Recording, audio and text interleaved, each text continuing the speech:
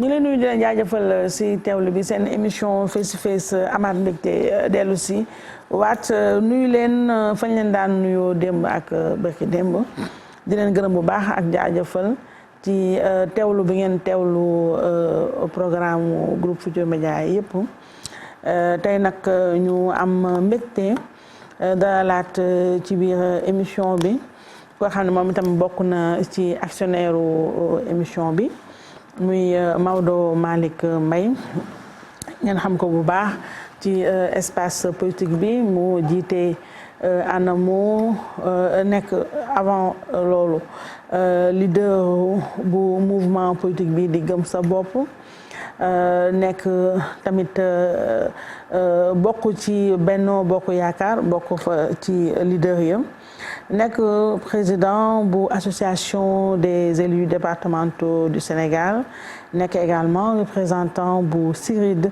fii ci Afrique de l'Ouest alors Maodo Malick ñu gërëm la sant la ci ni nga répondre positivement sunu invitation may fàttali rek bala ma laa bàyyi nga nuyu ne émission bi nag fan yi moom bokk nga ci buzz bi waaye lu olof di wax tombé waral ay gaaf ndax émission bi lu ñu yàgg waajal la man ak yow waaye sa calendrier ak say voyage ni mel moo tax ba jàppandiwul woon kon nag tey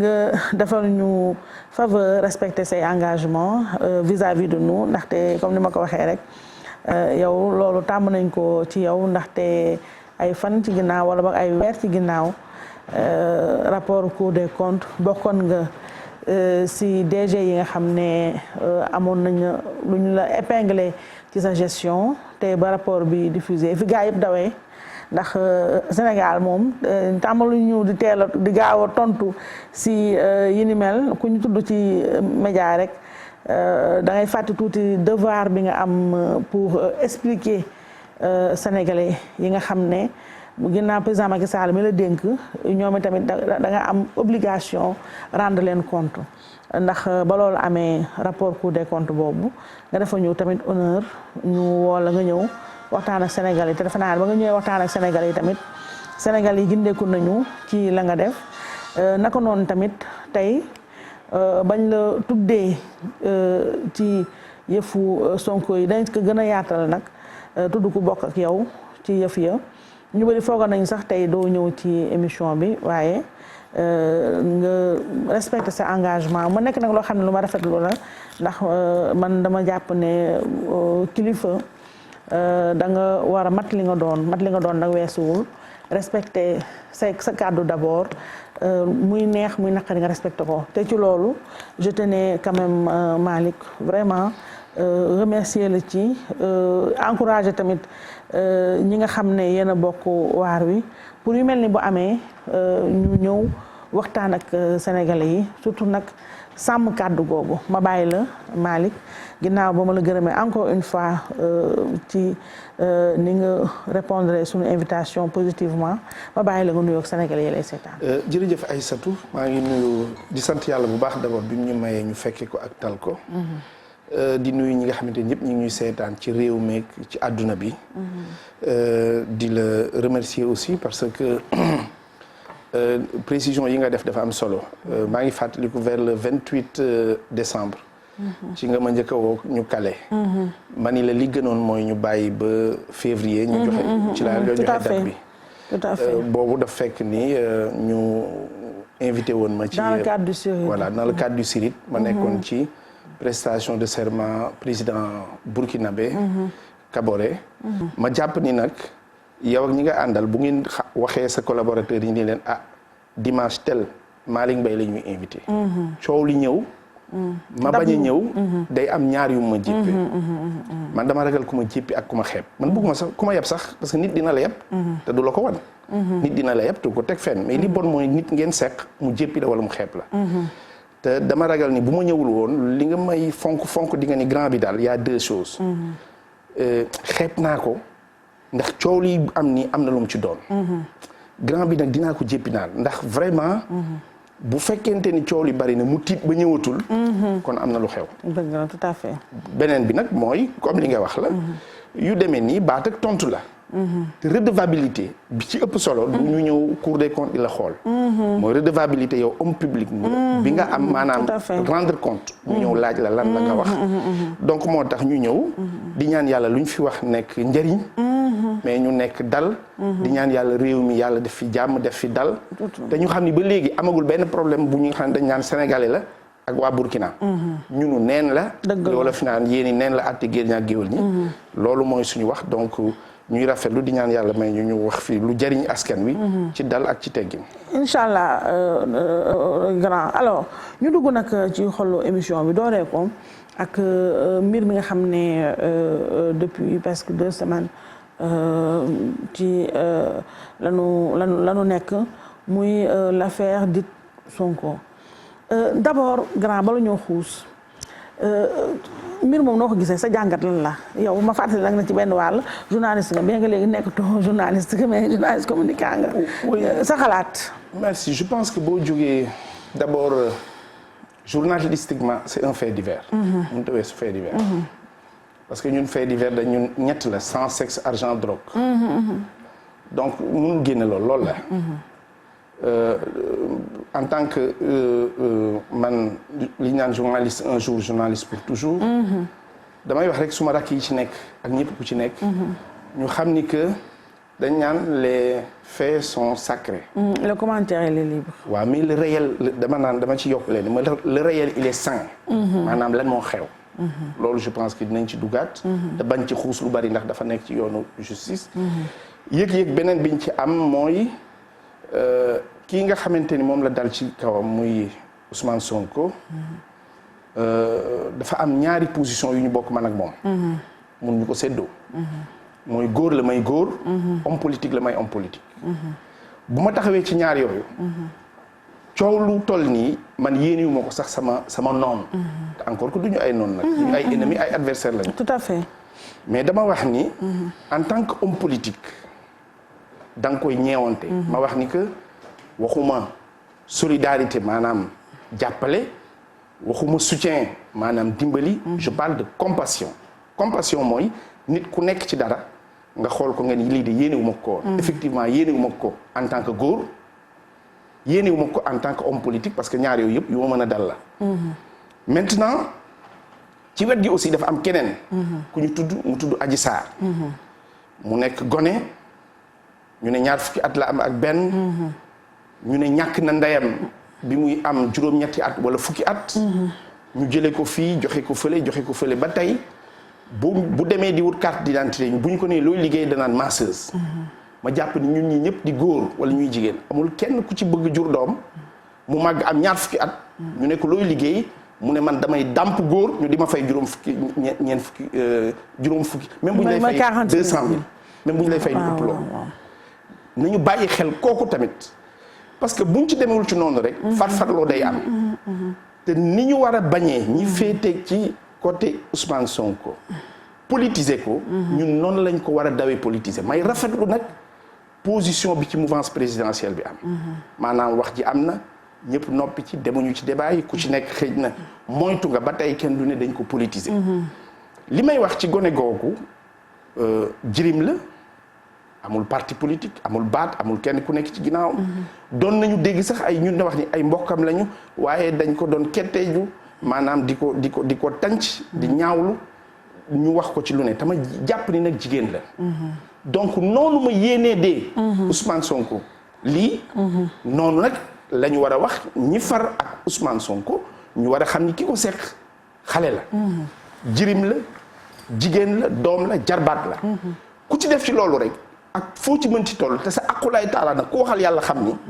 fu mbir ma doon xewee kenn fekkewu ko ci ñii ñëpp di wax. kon yaakaar naa ni buñ ci àndee noonu nañ ci dem ci sérénité. ànd ci ak dal. boo jëlee tamit ci wàllu déclaration. dama jàpp ni Ousmane Sonko def na ñaari njuumte.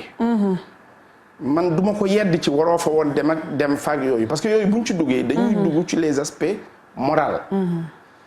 te en matière de morale nul n'est plus compétent que l'autre c'est-à-dire parce que ku ci ne rek ci àdduna xëj na jëfe nga ci sa àdduna wala nga doxalee li nga xamante ni suñu borom moo la suturaal wala nga xamante ni yàlla moo ni yenn yi rayib la rayib mooy li nga xamante ni dama ko enveloppe man rek maa ko xam mais ñaari njuumte yi bi ci njëkk mooy ñu ne xat wi lay na tëb rek nga ni complot la Macky Sall moo ma complot te Macky Sall nekk suñu xalifa ci wàllu politique nekk suñu wasila ci wàllu politique ñu ànd ak moom loolu boo ko defee te indi woo benn preuve bu wóor day nuru ni boo indee li ngay daw ci liñ la jiiñ maanaam li la ndaw si jiiñ te nga koy weddi yow loolu nga jël ribasku njiitu réew mi te ñu am certitude ni Macky Sall man dama am chance su ànd ak moom fukki at ak juróom yu dakkul bu ma ko yox ci tubaab dama naan 15 ans de manière ininterrompue musuma dégg parce que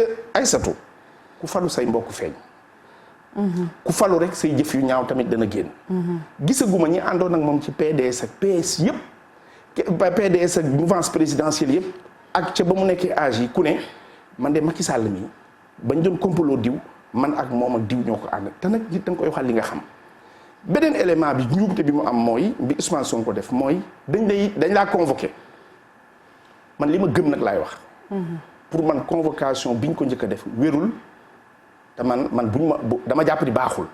mooy bu njëkk bi nga def te en tant que député en tant que député xam nga ndax lan. jànguma droit duma ci dara. mais munoo ñëw nit buñ la convoqué yoon bu la wooyee. boo wuy jiwul da laa war a jëli.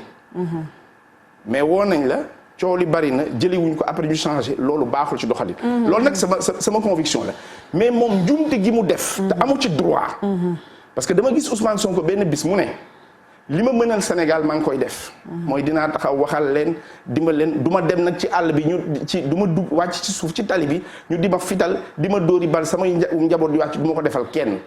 robb boobu mu natt ci boppam mu ëpp ko waroon naa rëyee di ko nattal gone yi mu àndal te gis nga Aïssatou fi may terminer mooy ñii politique ak sëriñ say yam ci leen.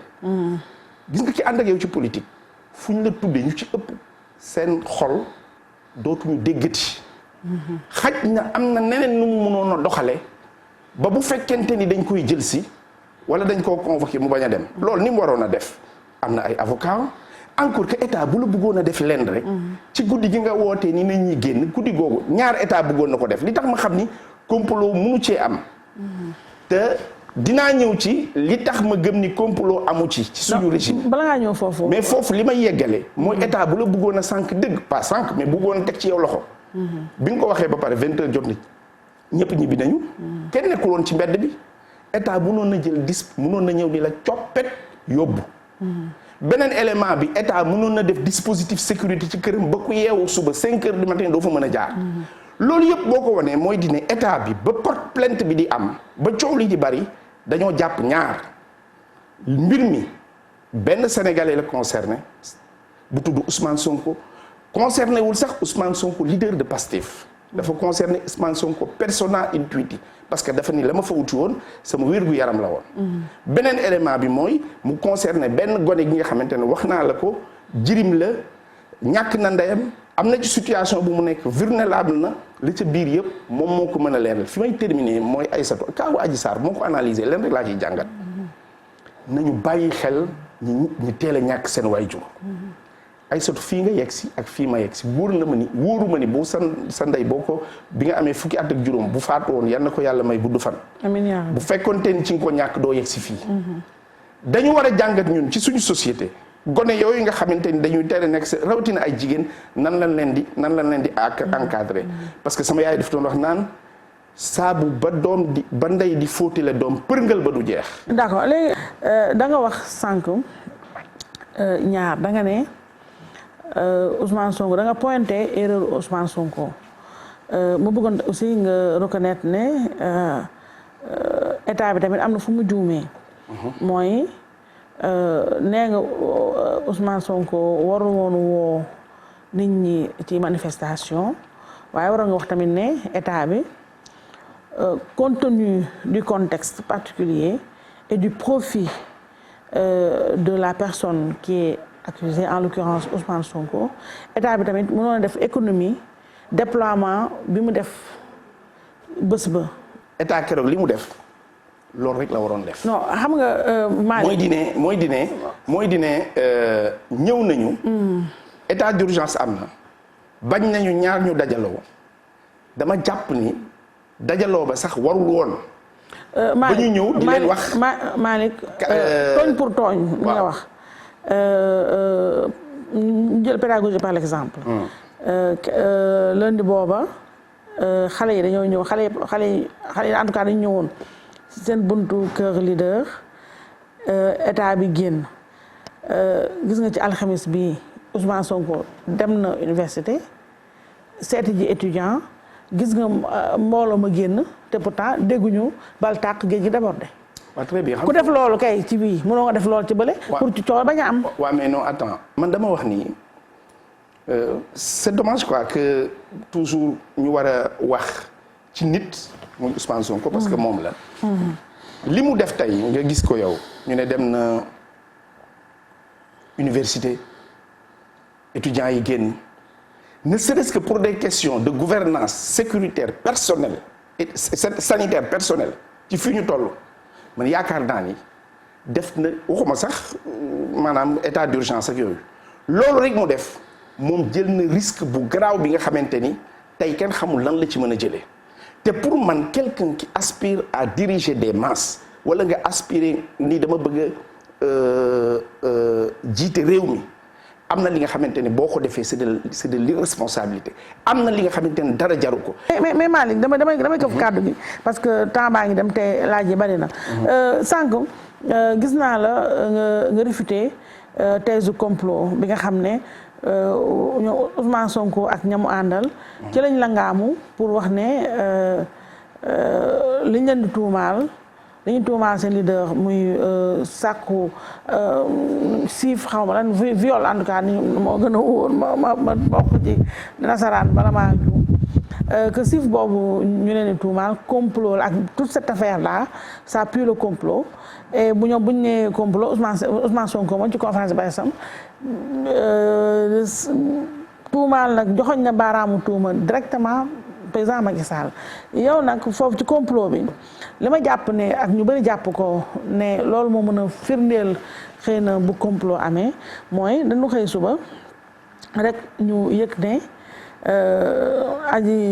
aji Sarr keroog ca ba yëf ya xewee ba muy ñibbi en tout cas benn xale bu góor ba ñu joxe sa description physique bu xale bu góor ba ku xaw a am taxawaay gi ni mel ak yooyu moo doon roode foofu ay heure avant ba yëfi xewee moo ko jël transporté ko yóbbu ko ñu ci ginnaaw ga ñu joxe turu identité xale bi mu tudd Sidi Ahmed Mbaye et par la même occasion ci la yëg ne sa jarbaat la yow Maodo Malick Mbaye yow nag wax naa ko sànq ba ma lay présenté te nga waxal ko sa bopp 15 ans ngi nii ngay fréquenté président Macky Sall la bokk ci benn bokk yaakaar président Macky Sall tabb la depuis 2012 nga nekk directeur général de la maison de l'outil ANAMO en acronyme kon sa tur ak sa turu jarbaat ñu bërëxal ko ci liy xew nii jamono ji nga xam ne Ousmane Sonko mi ngi leen accusé de mi leen tuumaal ci ne complot la yow génne nga communiqué ba nga génne communiqué nga wax sa filiation ak xale précisé ne du sa jarbaat du sa doom sa jarbaat la te ñeneen ne sa doom la Malick ma bëgg fii ci kàddu yu néew nga ma dëxëñal lu bari mooy Sidi Ahmed Mbaye moomu lan ngeen bokkee naka ngeen bokkee benn ñaareel bi Sidi Ahmed Mbaye lan la doon def ci buntu Sweet Beauté ak lu mu seq ak Adji Sarr ba dugal ko ci otoom yóbbu ko foofu destination inconnue en plein couvre-feu. ba ca des mooy ba nga dee yëgee coow yi noo ko yëgee ak tamit lan nga waxtaan ak sa jarbaat ak tamit sa jarbaat exactement lan la seq ak Adji Sarr. da nga dëxëñ mais li nga dëxëñ yëpp dafa àndul parce que dafa am yi nga xamante ni xaw ma ci dara yu mel ne li nga wax ni lan la seq ak war nga ci xam dara nag maa gone gi non. war nga ci xam dara non xaw. yow xale bi xamoo ko Adji Sarr xamoo ko mosoo ko non gis. xaw ma ko. tey Sidi Ahmed dëkk sa kër wala dëkku sa kër. non dama wax ni Sidi Ahmed. foofu laay préciser man leen Sidi Ahmed Mbaye su ma bu may wax français dama naan c'est mon neveu. mais bu may wax wolof dama naan sama doom la parce que man ak baayam ñoo bokk ndey ak baay. day li ma wax ci communiqué bi day nekk sama kër. di nekk kër way juróom Kër Massar. ma préciser ni ñun suñu famille pour ma wax un peu la personnalité du gosse rapidement.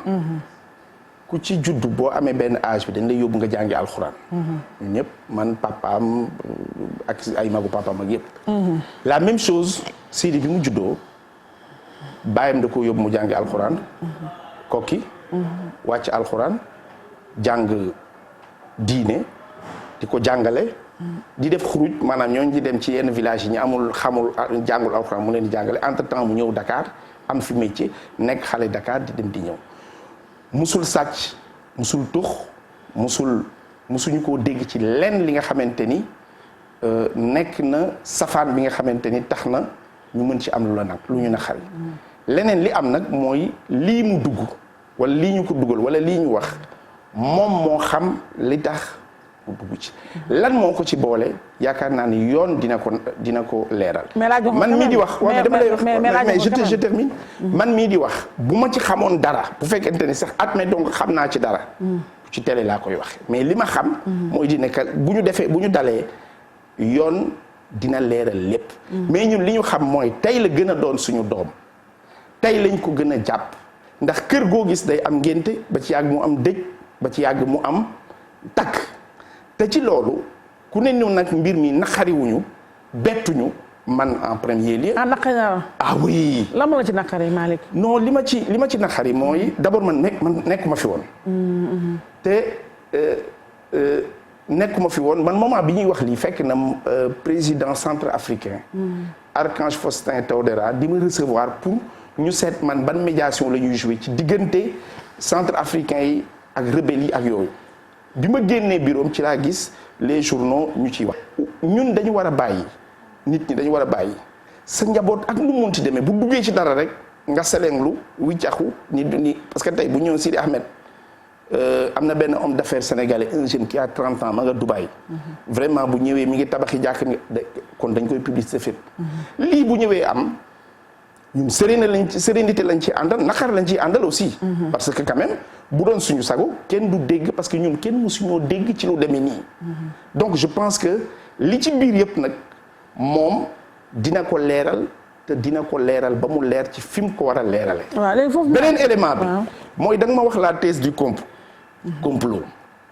gis nga li ma xam ci Macky Sall ma la koy wax. le président Macky Sall si c'était un ordinateur bu doon ordinateur c'est le disque dur de son système qui rejette toute compromission ou complot c'est-à-dire que moom lépp lu ànd ak complot li may wax dama ko xam te benn trait moo la koy li tax ma gëm ko te xam ni ku ma ko wax di nga ko war a gëm boo yoree sa xel waxuma ko far nag ba sa xel nañ ànd ak dal président Macky Sall dafa nekk quelqu'un qui accorde beaucoup de choses beaucoup d'intérêt à sa liberté c'est-à-dire bis bu bëggee décider day bëgg a décider te du ci am dara lu ko tënk beneen élément bi Aïssatou bu dee ci suñu mouvance la Aïssatou ñun dañoo bëggantewul bay complot. mouvance présidentielle bëggantewuñu bay complot li ma la wax nii. doo gis ñeent ñi nga xamante ne ànd nañu seqante jàmm yéenante ko heureusement qu'on a un dénominateur commun. Cet homme d'une générosité extraordinaire humaine. Bien sûr xam nga générosité financière. souvent moom la ñuy di mettre à temps mais générosité humaine ci nit ki moo ëpp doole. donc dama wax ni man li ma gëm mooy nañ def tànk nañu dal ñëpp am intérêt mu leer. mais pour son honorabilité et pour la suite Ousmane Sonko je pense que moo ëpp intérêt lépp leer.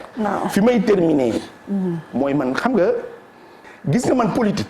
dama gëmul ni nga takkal nit weeral nit duural ko ki parce que je donne un exemple yàlla mën na ñëw nga takkal nit ki lépp ba mu takk ba pare la mu namm ca kanamam dara du ko changer. D'accord. Et je dis une chose ñun on n'en a pas besoin man dama jàpp ni ma comprendre Macky Sall ak suñu régime ci démarche am on n'en a pas soxlawuñ ko. parce que soxlawuñu combine di takkal nit pour éliminer ko xam nga ndax lan.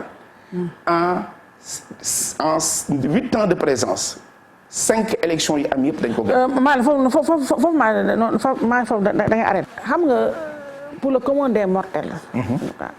bu ñu toogee dégg Ousmane Sonko ne complot ñu gestu dégg jarbaatu Maodo Malick Mbaye nga doon li nga doon ci Macky Sall la. ñu ni hasard boobu naka la mun nekkee hasard boobu naka la mun nekkee Malick yéen Malick foofu est-ce que yéen mu ngeen fa set. ma ñëw. ñëwal. Aïssatou. xam nga dama am ay xarit ay yu bokk fépp parce que man dama wax leen man faruma ak Macky Sall. ànduma ak Macky Sall dama féeteeg moom man c'est-à-dire c'est clair c'est clair quoi du débat. man ànduma ak moom faruma ak moom. xam nga tey nit dina ànd ak kii ba ci ak bàyyi ko ànd ak kële. nit ci far di nga gis ki nga xamante ne day faral Juventus après mu faral man dama féeteeg moom. et li tax ma ànd ko mu nekk sama choix définitif man merewuma Ablaye Wade ànd ak Macky Sall may sant yàlla neewuma damaa bëgg liggéey naa dem politique yi man politique sama choix la man maa tànn di tànn ba tànn damay politique di tànn ba di damay tànn ànd ak président Macky Sall gis nga te yaakaar naa nag Aïssatou bon xëy na sama xel yaatul waaye dama laa nuru dof yow. nuroo dof nag. dama lay laaj. déedéet nuroo. Aïssatou nga defee ni lii bu fekkonte ni combine la ma xam ci dara wala ma nekk ci wala dara parce que bu ñu nee sa doom a ngi ci sa doomu mag a ngi ci. war nga rek doy na kii mooy di rek man xam naa ci dara Aïssatou man dof naa wala dama nuru dof wala dama naa jël ndaare classe wala man sama dad yëpp dafa ñëw li xale yi wax ba ma nangu. ñu ne léegi dañuy complot waa d'accord nañ seet ku koy def man ni non grave gars yi téye leen seen doom yi man ma yabal sama doom mu dem defi ko li ma lay wax ni argument bi c'est un jeune de Pastef qui me l'a donné qui me dit que grand je suis foncièrement contre Macky Sall pour wax ma ay raisons ni ma donc mënuñoo ànd mais man fi ma toogoon ñuy wax dama ni ñaara am soit du jarbaatam ma ni ko nag sama jarbaata la mu ne ma kon bu mbir mi amee yégoo tinoo te gis nga lii dindi loolu mooy dindi ñu dem ba dal bàyyi yoon mu def ci yoonam ñu ma répété ni mënut a nekk parce que bu dëgg gis nga bu coow baree rek dëgg réer te lii li tax dëgg gi di feeñ dëgg mooy ñu ànd ak dal d'accord encore que on parle de levée de l'immunité parlementaire on en reparlera mais Oumar Sarr levée de l'immunité mi ngi assemblée Balde levée de l'immunité ma nga fa keneen noonu donc moi je pense que ni ñu bëgg a jëlee mbir mi coow li bari ñu naan nañu jàpp diw man li may wax ku ci nekk ñun position bi ci Benno Bokk Yaakaar am au plan médiatique et au plan politique moom laay ñaan ñëpp am ko ci. mais tamit dafay baax mu am solo Adji Sarr moom kenn dégg ko wax tey sax dégg nga gis nga ñuy lire ay PV yi ni mel mais Sidi Ahmed laa bëgg grand nga wax ñu actuellement la mooy état d'esprit am Adji Sarr moom am na fu ñu ko nëbb est-ce que yéen si en famille je pense que question boobu nga ci tontu viol woo dara en famille est-ce que Sidi Ahmed am ngeen leen ko artu pour ne ko na noppi bu mu na wàññi fréquentation est-ce que am ngeen fi leen ko tëj en attendant li nga wax sànq te Sénégal yëpp di ko sàkku mi éclatement de la vérité dama bëgg rek xam comment il se porte ce gamin après l'éclatement de cette affaire-là. li nga laaj yëpp ma tontu ko bii rek laa dul tontu. ma ci tontu Aïssatou. li ma mën a xam ñaar la. il est en sécurité mi ngi Sénégal. fu ñu ko woo dina wuy ci 1000 milliards de sabord ku ko génne woon je donne un exemple. ni na Sidi génn dëkk bi pour l'art non pour notre honneur dina leer et c'est moi qui te le dis de Aïssatou cette affaire là day leer man daf ci am nga xamante ni dara jaraluma ko. c'est-à-dire man dama fi taxaw naan la Ousmane ba mu demee moo ko fi def mais dama ni la teesu complot bi mu cité Macky Sall. bu amee une occasion na ko baalu tooñ na ko. d'accord beneen li tax ma lay wax loolu ni la thèse bi amul mooy Ousmane Sonko bu doon dañ ñu ko kër geekat dañ fa dajale ay say éléments ñoo fa nekk dañ la bëgg a supporter nga dem. bu doon dañ ko pikir muy nelaw ñu yeewu ko mu ne dañ ma cee yeewu. mais yaa dox ak sa tànk. d'accord yaa def séance de massage bi nga wax ni moom nga def. donc bu doon ni tey parce que dama lay waxal leen man xam naa ñu far ay ñu bari ñu xamante ni far nañu affaire bi ñu nee affaire bi am na. dañu Sonko bu génnee di wax li mu njëkk a wax mooy dewuma fa parce que pour ñun waru fa dem man nag du ma xool fa dem mais dama ni dem na fa leneen li ci des nañu dal. enquête yow est-ce que yow da nga dem ci salon de massage yow. kan man. yow non man dama am man nag sama soxna doomu ndar la moo may dàmp. reetaana mais yow ay da ngay fot. yëfu Sonko bii ñu bëri dañ ci gis tamit ne Sonko fi ni nii moo presque moo yore flambeau opposition ci réew mi lii ko daal nii ñu bëri dañ si jàpp ne yéen waa pouvoir bi seen xol cee sedd gundaandaat ci complot ana wala amul tamit profité ngeen ci occasion bi pour rend seen dernier opposant ba leen dese waaw wala déet. xam nga Macky Sall mbër la ci politique ndaanaan la ci yorum réew Sénégal nag ñu ci ëpp xamuñu mbër xamuñu ndaanaan pànk rek la ñu xam. te Aïssatou en politique l'histoire ne retient que la vérité des vainqueurs. c'est-à-dire coow lay bari rek mais ku gagné ak ci nan la gagné. xam nga fan la ñu war a mën a xamee ni ñii politique ba léegi nii bu kenn génnagul ñii fi mu nekk nii. ci politique ak ci politique bu set Macky Sall moo leen man mooy. nu mu tuddati référendum ñoom ñëpp àndoon ci lu leer lu amul débat sama laaj bi non damay ñëw foofu ci lu leer lu amul mu gagné avec presque 65%. li may wax nag mooy politique xam nga en politique dafa am 3 P bon P c'est de bon P c'est le palais le pognon les privilèges kuy politique loolu moom war nga ko xaar. Sonko ne lii nii. mais politique non xaaral ma ñëw mais politique dafa am 3 mauvais P. c'est la persécution. la prison et les pendaisons ailleurs. suñu waa kër coow li bi mu baree ci man dañ doon wax non man leen mais persécution bi ngeen di dégg nii ak coow li c'est normal man maa dugg ci politique. maintenant politique aussi du yëfu ñaar ñuy waxtaan.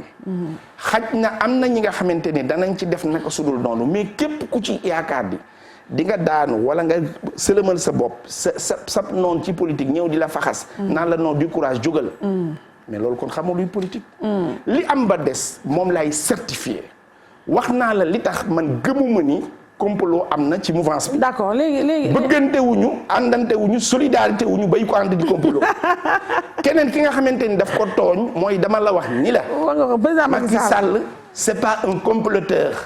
Il n'a aucun cadavre dans ses placards. léegi loolu wóoru la nag Maodo. oui ma wóoru la nag. ñoo xam ne ndax la. non wóoru la nag. waaye noo xam pour la partage intimité am. non waxuma la nit ku ne am non dama lay wax. je ne le prends pas pour un saint. day juum day mer. day def leneen. mais dama la wax ni la képp politique képp ku ci dugg ba falu ku falu. say mbokk feeñ gis nga fi ñu toll nii waalo gi nga dëkk nii. Aïssatou am na ñi nga xamante ni sax dinañ la xaw a romb bañ a xamante ak yow mais bu ñëwoon tey ay maanaam Aïssatou Diop Fall ministre de la femme. sa mbokk yëpp feeñ. la même chose bu dee jëf joo jëf. Malick kon li nga wax ne yéen waa Benno Bokk Yaakaar bëgganteewu leen ba complot mun fa am est-ce que loolu est-ce justifié wul le fait que ci lii contrairement ak li nga wax li nga njëkk a wax waa Benno Bokk Yaakaar. ak APR ñu maye patt bi. non mayewuñu loolu nag dama lay wax leen. ñu ngi wax sax naan directive de. ay communication la bu jógee ci président. man maa la koy wax. Macky Sall mosul yëy yàbbi ci. il n'y a personne. ku la musa wax ni Macky Sall yónnee na ma message Macky Sall moo ma ko wax. ñi nga xamante ni ñoo nekk di xalaat ci wàllu communication bu Benno Bokk Yaakaar. mais mais ñun ay foofu ay kàngama fa nekk ñoo wax ni. lii coow li am na c'est une affaire privée pour éviter ñu koy politiser na ñëpp noppi mais pour ñëpp noppi nañ ni président mu noppi rek. kon président Macky Sall noppiloowu leen. yéen waa dama ni dafa talu xam nga pour la noppiloowuñu. Macky Sall dafa wane ni kaccat maccat yoonam nekku ci. yoonam nekku ci xam nga sa yoon. mais sa yoonam nekku ci suuf. moom laa la wax. Macky Sall n'est pas un lâche. c'est que maa ngi nag bàyyi nag riit yi nga jël na di riital. non xam nga. non riit yi dama lay wax day na quand même. xam nga riit yi pour lan sax bu ma ko doon riital du doy. parce que xam nga pour lan du doy. waaw Macky Sall dama ànd ak moom xaw ma keneen. mu bàyyi ma ak ñaar ma liberté et ma dignité. c'est-à-dire ma liberté d'être dans la mouvance. je parle pas d'indépendance parce que nit ki mënoo bokk ci mbir tamit nga ni je suis indépendant je suis pas indépendant de mais cette liberté là mu bàyyi kook man. bàyyi ma tamit ak sama dignité ba pare may ma leen ma xam ni kii fonk na nit dafa am luy dal nit ñi Aïssatou du ma dal Sénégal gii ku fi xam ci nit lu baax boo koy wax da ngay wër-wërlu naan non tu sais Aïssatou nag vraiment xam man Aïssatou nag joxoo ma lekk joxoo ma naan man bu dul dëgg te xam nga defaloo ma dara mais Aïssatou yooyu matu ko nit ki li nga xam ci moom da nga koy wax il faut arrêter que sa dëkk bi nekk dëkk bu neex a dund bu naqaree dund te neex a dee. li nga xam ci nit ci lu baax. boo koy wax bu ñu la nee yaa ngi koy riitil nga daw non moi ce que je sais des gens je le dis. li ma xam ci ayib ci ay nit nag kenn mënut a fexe ma wax ko ci mbooloo ndax yare wuñ ma ko du sama jikko. d'accord léegi levée immunité parlementaire bu Ousmane Sonko gis nga ne c'est en cours mën na am fii semaine prochaine ñu lever ko ñu bëri nag jaaxle ci loolu sax moo yëngal assemblée. ñu ni juge moom dafa viser X te X tudd Ousmane Sonko ci assemblée nationale ba tax opposition bi ñu boycotté loolu foofu lu ndaw rek yow ban jàngat nga ci am. non man nag comme ayuma ci droit je ne suis pas un juriste bugguma ci wax. mais damay may Aïssa damay may nag de Aïssa damay may ma dem. gis nga ayuma ci. mais jàpp naa ni li ma mujj dégg ñu wax daf ni xaw ma kan moo bindoon X mais léegi Ousmane Sonko la. mais jàpp naa ni man de bu ma doon rek ci histoire ci situation yi demee nii coow lu bari nii. X ak Y ak Z yëpp laa fay bàyyi wax ki may wax. parce que lépp lu gën a mën a tax mbir mi leer. dañ ko war a yokk mais jàpp naa ni. ñi nga xamante ni ñoo ŋànk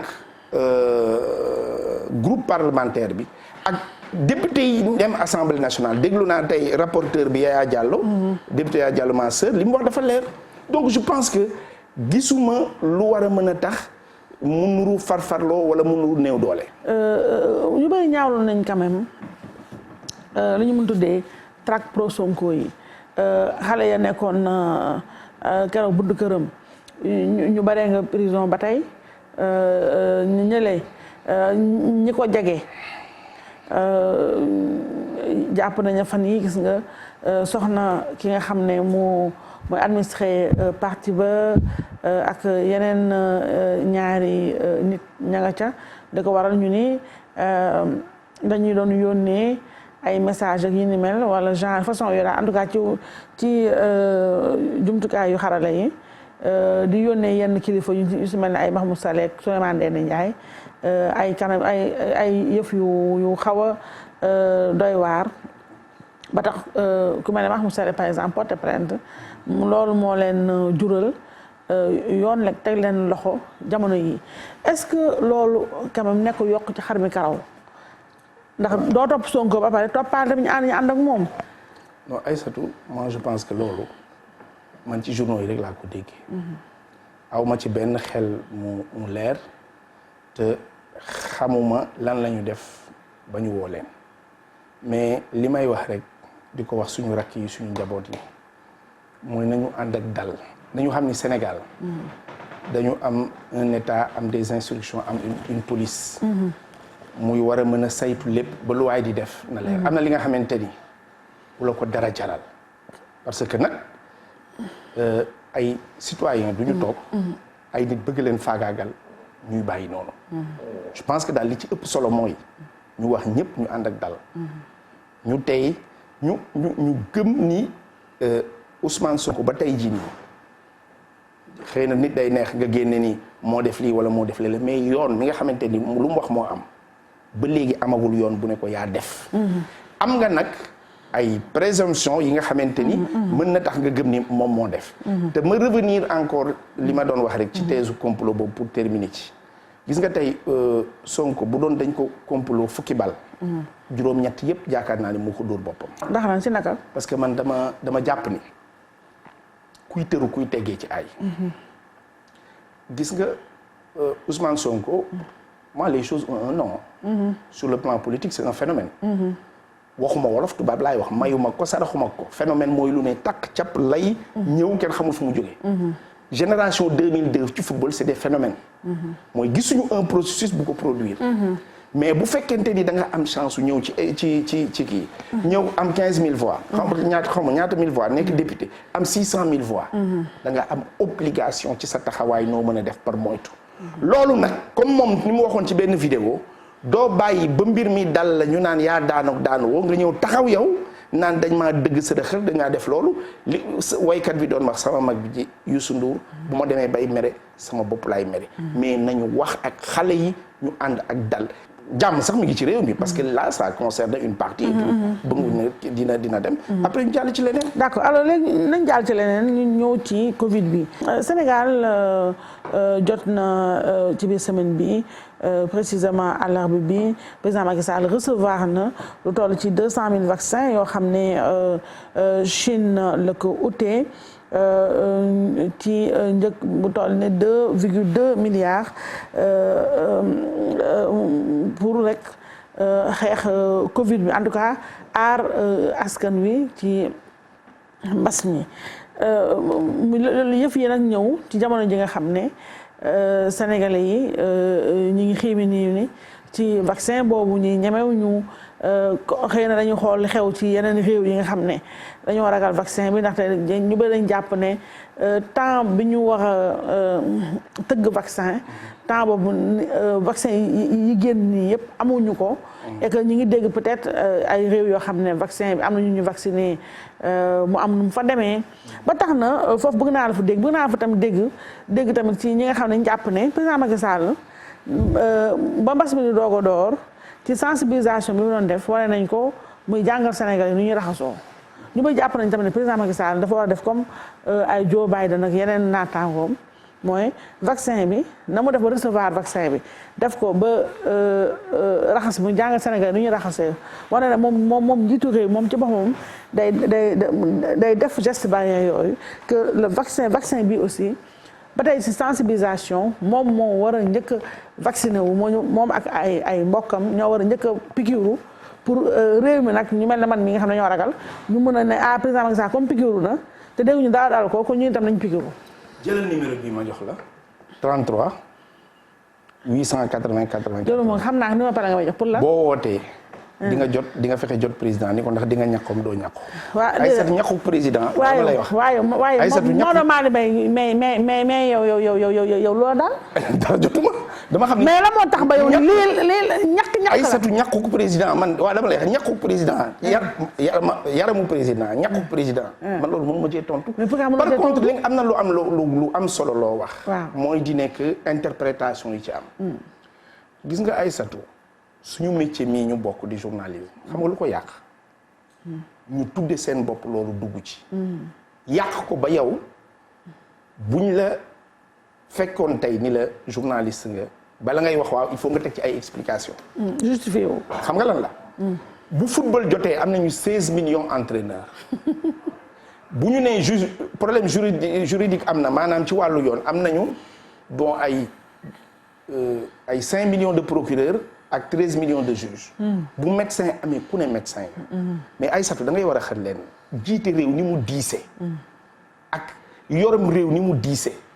ku yaakaar ni le président de la République dina jël ci coobare boppam rek moom wala ci ay raisons yu ñu munti évoquer mu jël uniquement ay vaccins yu wóorul indi ko. je pense que respecté au Sénégal.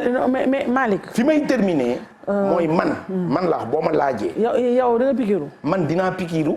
pikir yi sax bu amee doom damay pikiru ba pare naan benn pikir bi pikir sama waa kër yëpp xam nga ndax lan. léegi. fii opp ju fi mënti am. pikir ko réglé. léegi Malick dama bëgg nag quand même Malick nga xaw a conséquent tuuti. parce que vaccin bi c'est une affaire trop importante. xam nga c'est pas de la rigolade quoi tu vois ce que je veux dire. donc il faut quand même que mu am. ay communication bu fort boo xam ne moo accompagner loola te communication mënut a weesu communication visuelle. dama d'accord ak yow nii il faudra une stratégie de communication mais pour faire passer la pilule. sans faille parce que quand même. tout à fait suñu stratégie de communication ci Covid bi. baaxoon na au début mais après amoon na ay failles yu bari yi nga xamante ni mënoon nañ ko livrer donc dama d'accord ak yow ni que. bu ñëwee nañu dal xel nañu am une stratégie de communication bu efficace ba nga xamante ni nit ñi dinañu mën a vacciner wu après mbir mi jàll alors yaa ngi wax léegi stratégie bu efficace est-ce que stratégie bu nguur gi jël ci deuxième vague bi mooy notamment couvre-feu bi ak coow li nga dégg ci couvre-feu bi yëpp ñi koy ñaaw di ko ñaxut ak ñu jàpp ne gisuñu pertinence am jamono ji nga xam ne kaa yaa ngi gën a yokku ak et cetera foofu la mu fa mën a wax. xam nga li ma jàpp ci couvre-feu bi mooy couvre-feu arrêté wul ay cas loolu laa gëm man mais dama jàpp ni couvre-feu xam nga lu mu doon indi au moins nit ñi am conscience ni am na lu xew parce que dafa am benn moment quand même nit ñi gëmatuñu woon gëmuñu woon pas gëmatuñu woon parce que amul parce que di nga am ku nekk mbokk bu mu rey mais dañ ko gëmoon parce que y avait rien moi je pense que couvre-feu pour man dama jàpp ni dañ ko indi parce que booy seet da ngay analyser nga ni non activités yi bëccëg bi lay ubbi mais pourquoi nga bàyyi bëccëg bi nit ñi di dox et tout mais xel man xaw ma nag loolu président def ko mais dama jàpp ni c'est pour agir sur la conscience des gens pour que ñu mën a jël seen ay mesures parce que amul woon leneen lu nga xamante ni mën nañ ko def mais je am naa yaakaar ni bu vaccin yi ñëwee ñu avancé tuuti yàlla mën na ci def sutura. Depuis 2012 Maodo Malick Mbaye yaa ngi ànd ak président Macky Sall ni ma ko waxee ba tey nga yore sa mouvement gëm sa bopp boobu nga yor man daf ma jaaxal pourquoi yow lan ngay xaar pour dugg carrément ci biir APR. et surtout merci pour la question poser nga question bi di nga am exclusivité tey ñun dañu créer ak sama égard dañu créer rapidement mouvement gëm sa bopp le 2 février 2008 boobu fekk na bien avant 5 ans avant ma xamante ak président am des relations suivies di dem di ñëw mu nekk PDS man may sàmm li may sàmm bi mu ñëwee en 2008 le 1er décembre 2008 par coïncidence jour bi APR di judd boobu la sama taaw bu góor judd sama taaw bu góor ak APR ñoo bokk même jour de naissance c'est coïncidence j'ai dit au président dafa am benn projet ci conviction laay dox man bu ma créer ak sama ay nit ñoom xamuñu la man maa la xam boo ñëwee créer lii ma bàyyi ñoom ñee ni ànd na ak yow wala nañoo ànd soit ñu bari duñu ànd ak man wala nañ ñi man dama leen di utiliser beneen élément bi ma ni ko dañoo jëm ci élection 2009 à Thiès dama war a dem ba am baat sama fi ma dëkk parce que l'acte fondateur de la légitimité d'un homme politique c'est l'élection donc ma waroon dem ci élection yi ñu dem ci élection yi 2009 am baat bi ñu ci am en 2014 ñu ne comme amuñu def nañ ko nañu delluwaat 2014 ñu delluwaat am conseil départemental am une légitimité réelle léegi nag le 1er octobre 2017 man maa toog ak président ni ko waxoo ma dara yàgg nga ma wax ñëwal APR il fallait ma def processus bi jël naa décision adhérer Alliance pour la République. Pardon. ma ni ko jël naa décision adhérer Alliance pour la République le 1er octobre 2017 bi ñu ko waxee mu ne non dinañ la wutal date pour nga officialiser ko boobu ba léegi gars yi di wax di kii ñu naan non xam nga rek sama gars yi bon date yi non président amul temps et tout moo tax j'ai décidé à partir d'aujourd'hui de l'annoncer ici Maodo Malick Mbaye est devenu un militant de l'Alliance pour la République avec tous ces militants du mouvement Gëm Sa Bopp. Le Gëm Sa Bopp sera transformé en une plateforme pour l'insertion des jeunes, l'insertion des femmes, mais aucune activité dootuñu ko def au nom de Gëm Sa Bopp dans cette plateforme-là. Nous sommes et lii ma lay wax nii li ci neex mooy yow ak président yéen a koy déggandoo. parce que kon waxoo ko. non xam nga ndax lan. 2011 bi may ñëw di ànd ak moom ñëpp dañoo dem signer. mu ñu ngi ne non ñu def ay collab boobu man j'étais un élu. am na ñu bari ñu ànd ak moom la ma dayoo ba ma amoon amuñu ko lu mu néew. mais cet homme-là je ne contracte pas avec lui à l'écrit. li ma lié ak moom yëpp c'est d'ordre moral. donc du ma dem naan ko non président. dinaa wax recevoir ma wax c'est à partir d'aujourd'hui ici à Face to Face laay annoncé ni décidé nañu de manière volontariste. sans aucune pression da ngeen dem jébbalu. non man ci politique Macky xalifa général laa koy woowee man xalifa général politiquement xalifa général laa koy woowee. ci wàllu tarbiya nag. képp ku ma am ku ma xam ak samay mbokk ak sama juddu ba léegi ñi kër Seydil Hadji Malick lañ yaakaar. mais ci wàllu politique. ci wàllu politique Macky Sall mooy sama wasila moom laa àndal. te lépp lu may wax xam nga lan la li ma dul nangu rek mooy bu débat amee bu ma wooyee ni ma Malick lii mooy ligne bi wala ma dégg ni parti bi am na ligne du ma leen contraindre mais bu wax jotee ñuy wax sa xalaat man du ma dem di xalaati lan la Macky Sall wax parce que man mënu maa xam loolu. bu ñu ma laajee damay wax man li ma xalaat. mais Malick merci pour l'exclu ndaxte mënoo nga def conférence parce que comme ñëpp et merci d'avoir choisi notre plateau pour le faire mais est-ce que wóor na si yow nga defee ko nii comme ça mel ni ko xaw a jébbal sa bopp noonu ak li nga dégg na ne APR danoo siis quand même ñi def li nga def yëpp amuñu si ndam de. non dama ci man am naa ndam ba pare. ndam bi mooy lan. xam nga ndam bi mooy lan. mooy kii nga ko seqal nga xam fi mu la teg rek. amaguñu date locale loolu jaadu na wala jaaduwul. pour man war nañoo gaaw xam date locale bi mais loolu yëpp li ñu ko indil. mooy. bu fa ne mbas mi de. non waxuma loolu c'est-à-dire ñun suñu démocratie. démocratie ce n'est pas seulement des élections à répétition. ce n'est pas seulement du ay alternance kese. c'est la sincérité et la confiance entre acteurs. acteurs yi dañoo wóolontewul ba ni nañ jëli audit étranger ñu ñëw def ko. looloo ñu passé mais war nañoo gaaw ci xam datu élection yi kañ la ñu voté ko bëgg bëre bañ bëre ñi nekk maire. ñi nga xamante ni yow da ngay nekk candidat Thiès. pas pour le moment.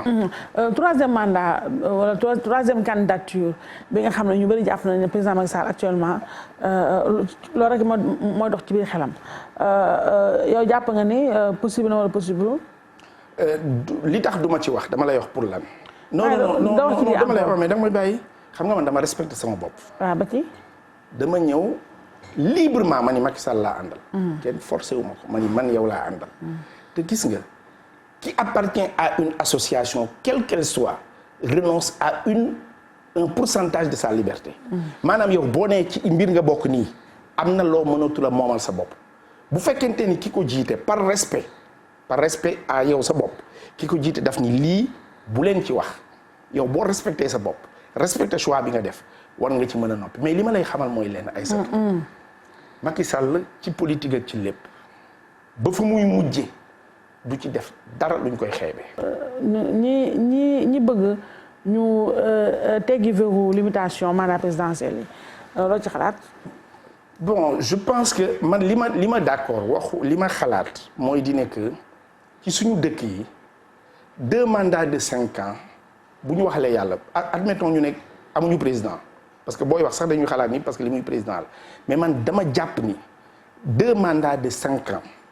ci suñu dëkk yi ak niñ koy toggee ak suñu démocratie ak sécurité bi ak li ci war yëpp pour man doyul pour moi je pense que non damay wax doo dégg li ma la wax nañu fàtte kan la waxuma kaa bii neexul a fàtte nag waaw mais kon kay bul ma ko laaj parce que man aussi un point de vue mën nga ko joxee à part de rien mais je veux dire que dans le cadre moo tax toujours bu ñu téyee cas bi waxtaan ci di jafe mais limiter ay mandat moom écoute on n'a pas envie d'avoir un président pendant 40 ans. Attends parce que si on n'en arrive pas à la limitation des mandats. non cela veut dire que qu'on va avoir un président à vie. waaw moom laa la wax moo tax ma ni mën nañu. l'un ne va pas sans l'autre. dama la wax ni la que les durées. mën nañ ko xool man dama jàpp ni sax man pour man on devait man musuma d'accord ci ñu jëlee 7 ans indi 5 ans. li ñu war a def mooy.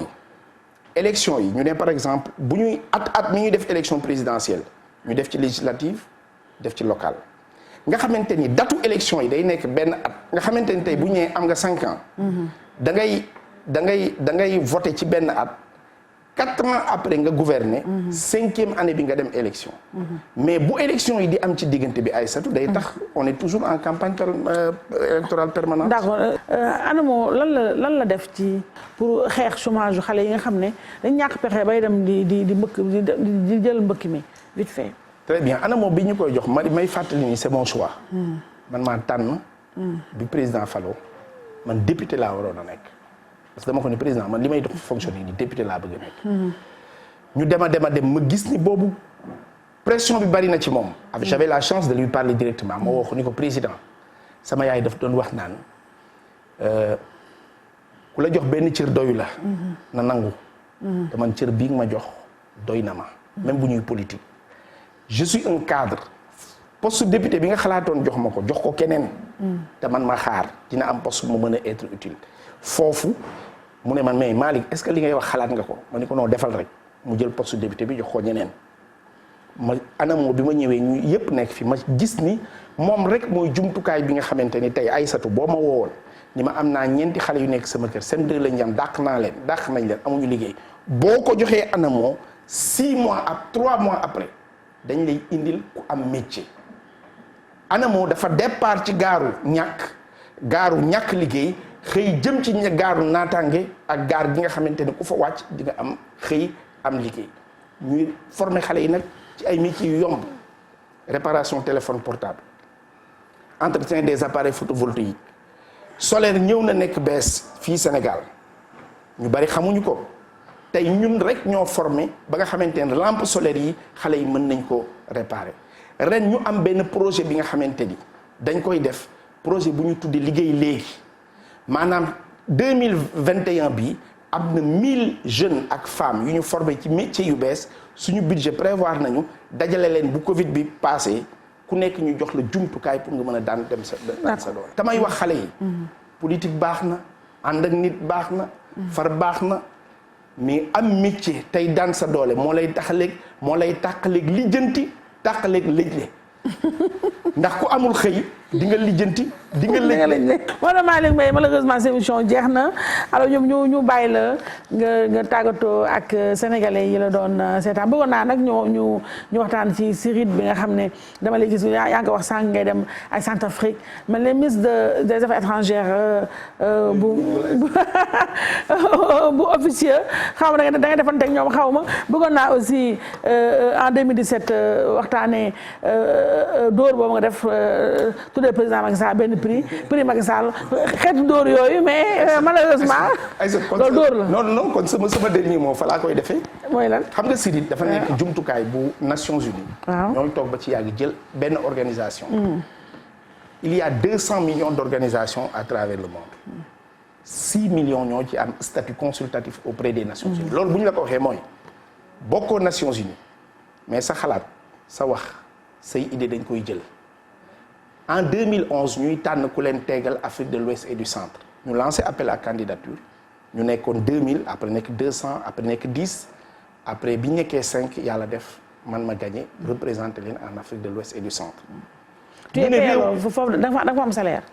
non amoon naa fa da ngay am salaire tant que doo héberger dans le budget national mais en 2012 bi nga xamante ni fal nañ ma DG ANAMO amatuma fa salaire mais quand je voyage ñoo koy jël en charge. léegi. bi ñu ñëwee ñu gis ni Afrique dafa ñàkk cadre waxtaan. parce que non cadre waxtaan très rapidement. ñu créer benn prix tuddee ko prix pour le dialogue. bi ñu avancé ñu ne ma génnal salle bi. bi ñuy délibéré. ma génn ñu waxtaan ba gis ni ay nationalités yu bëri. ni Macky Sall la ñu war a tuddee prix Macky Sall pour le dialogue. comme par hasard en Afrique non du par hasard. dañoo xool ni chaque fois que problème am na ci dëkkam créer na cadre. de réflexion et de dialogue pour wax. kon dóor ci gàttal. non Nations Unies ak Genève dóor du fa am. foofu lu fa leer la tàggatoo bi mooy sant yàlla. di wax ni en tout cas émission bi jàpp naa ni am na njëriñ lu ci dugg bu dee dafa am lu ci génn lu neexul. ñi ànd ak man farag ñun nañ ma jéggal bu fekkee yeneen côté yi dama fi jàdd. dañ ma jéggal di wax ni li ñu amal solo rek mooy dañu naan weddi du ragal dindi tuuma la dañu ñëwoon pour leeral ay mbir di ñaan yàlla nag réew mi yàlla gën ci def jàmm gën ci def dal te dëgg nekk fi sax fi ku mu munti doon ñu bañ la jox dëgg parce que da nga am doole wala ñu xañ la dëgg ndax da nga néew doole di nuyu ñëpp di sant ñëpp mon épouse ak mes enfants yàlla defal leen jàmm defal leen xéewal yow aussi yàlla defal la jàmm defal la xéewal te nag nga bàyyi Macky Sall. Macky Sall sama xarit la. waaw Macky Sall sama xarit la loolu moom xam na ko sax sama xarit la je l'aime bien j'aime bien le président Macky Sall et il m'aime bien aussi. ñu gën a lu bu baax sant la Maodo Malick Mbaye DG ANAMO donc taxawaay bi rafet na kàddu yi tamit macha allah am na solo di la gërëm bu baax di la sant di gërëm tey bu baax a baax sama rakk ji Ndeye Madeleine Diaw borom Glam Style by Mado gën na benn tur bu bees nee na ma mooy sama personal shopper j'ai bien prononcé waaw ndax comme dëgg la nag ndax lu may def rek ci wàllu média mise en beauté bi moo ko yor mooy génn dem loqati ma ay yëreeg ay sañ seek na ma tey waa géré ma su ma gënee tey kii laay invité mu ne ma nii ngay solo nii ngay dafay dem loqatin moo ko indil ma ko donc amat leen li ma ko yàgg wax rek li ma ko yàgg souhaité ci sama biir xol dama koy ñaanal rek yàlla mu gis dara bu mu ragal lu mu ragal dama koy yéene